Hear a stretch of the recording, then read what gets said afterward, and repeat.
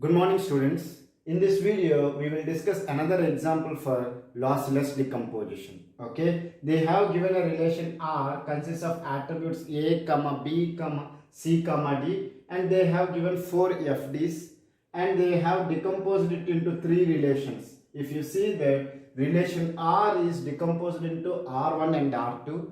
R1 consists of attributes A, B, C. R2 consists of attributes C and D, and then R1 is further divided into R11 and R12. R1 consists of attributes AB, attributes B comma C are present in R12. Okay, these are A comma B, B comma C. Okay, is it clear?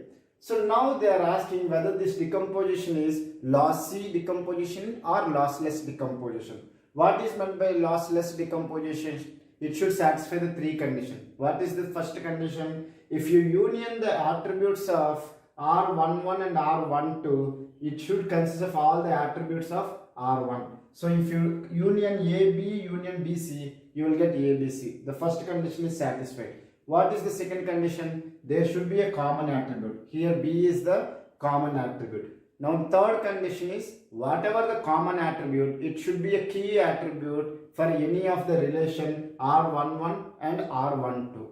We will check it whether it is a key attribute or not. What are the attributes will be present in R11 from the FDs? Sorry, not attributes. What are the FDs will be present in R11? A determines B is possible. In this one, among the four FDs, B determines C is possible here. Now, B closer, if I do, because the common attribute is B, B closer will consist of B. B closer does not consist of A, so I can say that B is not a key attribute. Okay, where A is the key attribute in this example.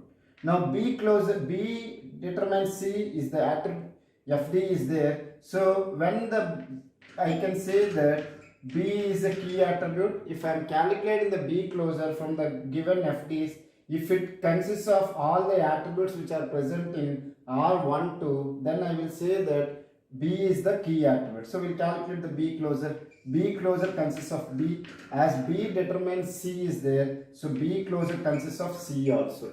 So what I can say, B is the key attribute for relation R12, so I can say that this decomposition is lossless decomposition.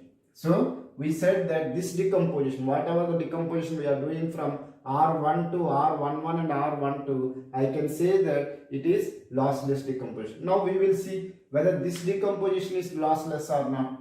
What is the first rule?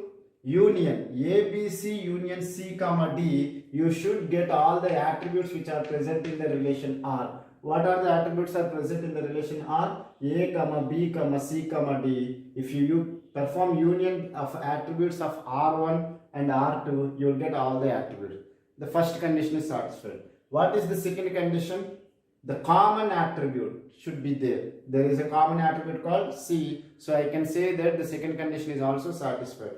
What is the third condition? The third condition says that the common attribute should be a key for any of the relations. Here the C is the key common attribute. We will check whether it is a key attribute or not.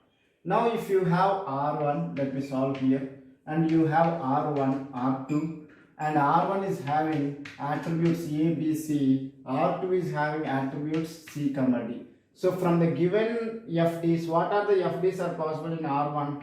A determines B is possible, B determines C is possible, and C determines D is not possible because there is no attribute D in R1, whereas C determines D is possible here. Now I will calculate the C closer.